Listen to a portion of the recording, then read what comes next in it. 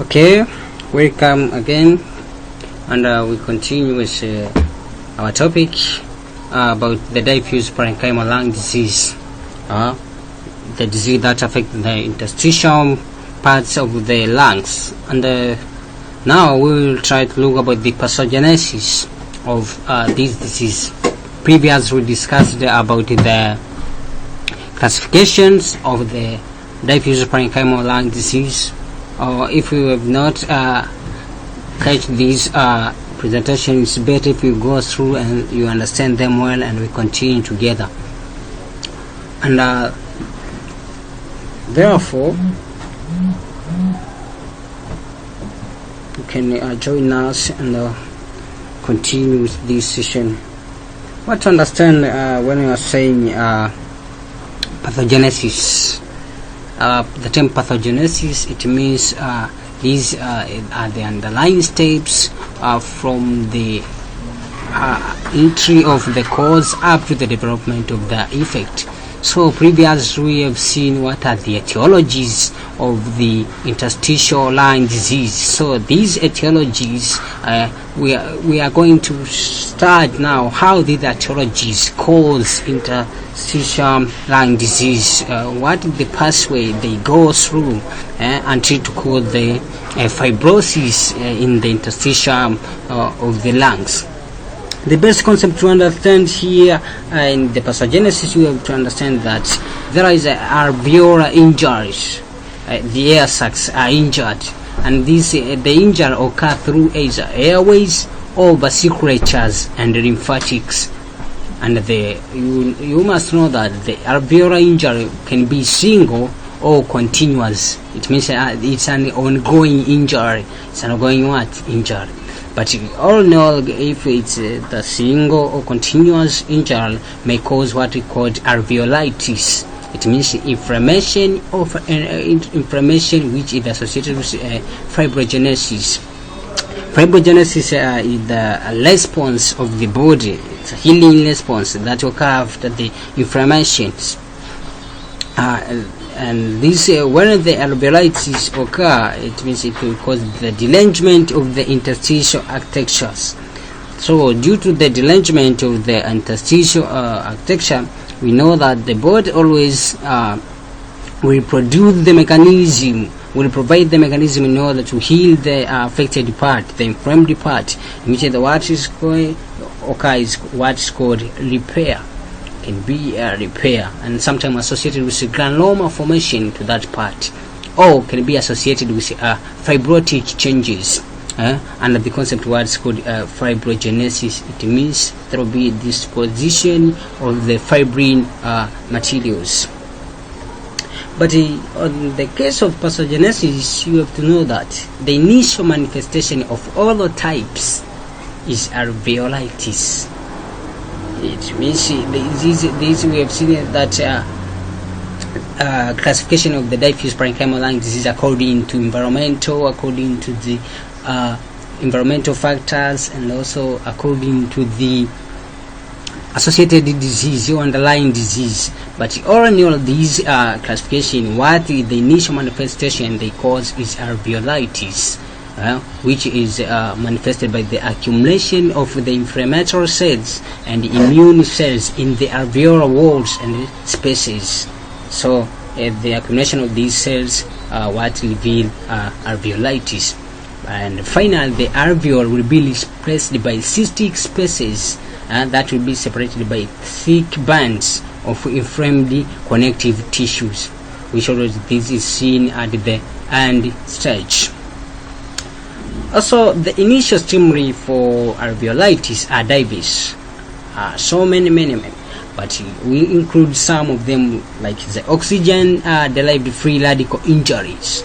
It means that is injury of the alveoles that is caused by the reactive oxygen species, the free radicals of oxygens. And also can be a direct injury by chemicals that are direct toxic to the endothelial, epithelial cells, or both.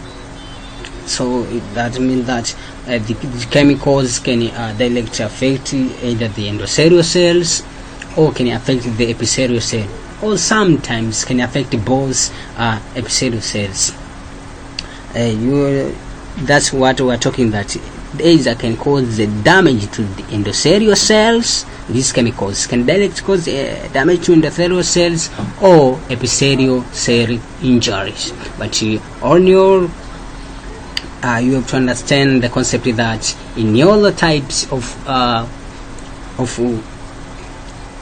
diffuse parenchymal disease, the first manifestation is Alveolitis, and we have seen that the reactive oxygen species, these ROAs, and the other chemicals, they are also factors that can cause endothelial damage. What will happen if the endothelial damage occurs to the endothelial cell? There will be adhesion of molecules which can then affect the lymphocyte response, and lymphocytes produce chemicals like CIS1, as well as integrin, interleukin 4, interleukin 5, interleukin 6, interleukin 10, interleukin 13, as well as integrins. So the production of these are called chemical mediators. The production of these mediators will affect the fibroblast and cause fibroblast activation. Will affect the fibroblast activation. It means there will be high activation of the fibroblast, and then consequently high production of fibrins, and then the position of these fibrins cause what is called fibrosis. And also alternatives, sometimes you can find a macrophage can produce these chemical mediators which go direct and affect the fibroblast activations. It means they cause fibroblast activations. The activation of the fibroblast increases the fibrin deposition along the interstitium of the lungs, and the increased deposition of the fibrin will cause what's called fibrosis, and therefore someone consequently develop interstitial lung disease, or will fail to expand lungs, and then it will be with reduced lung compliance, and also will affect the oxygen diffusion from the air sacs into the blood vessels. This is just a short description about the steps that are involved in the pathogenesis of the interstitial lung disease. It means there will be an influx of inflammatory cells into the alveoli and alveolar walls. So the accumulation of the inflammatory cells in the alveoles, what causes the Alveolitis. Therefore, this is called distortion of the normal structure of the alveoli. It means that the alveoli will be distorted.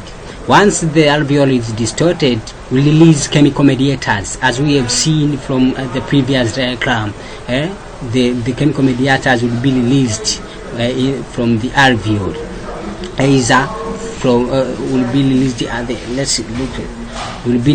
from the lymphocytes, or will be released from the macrophage at the alternative site. But the actual impact of the release of these chemical mediators is a promotion of fibrosis.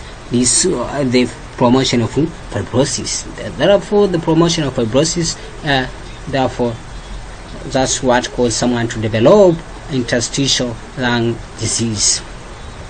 And also, this another description about the pathogenesis of the interstitial lung disease. Suppose this one, there occur lung injury either to the endothelial cell or epithelial cell, alveolar epithelium. This one, if there occur disruption here, or damage can occur here, and also sometimes can cause activation of coagulation cascade and the endothelin. But we were concerned about these endothelin, which cause activation of fibroblast productions, and these activation cause increase in the production of fibroblast materials, thence fibrosis.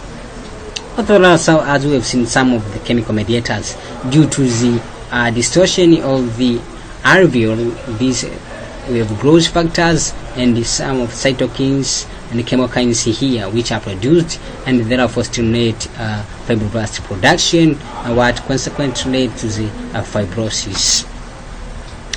Okay, thanks for attending our another session that we were discussing about this pathogenesis of the diffuse parenchymal lung disease, and this is just the end of the pathogenesis of the diffuse parenchymal disease, but it's not the end of our topic. So what I advise to you is that don't forget to subscribe and put notification on for the more videos that we are upcoming. And now we are going to look about the examples of these interstitial lung disease, without forgetting the idiopathic pulmonary lung disease. So be ready and put notification on for more updates videos that are coming on. Thanks and welcome again.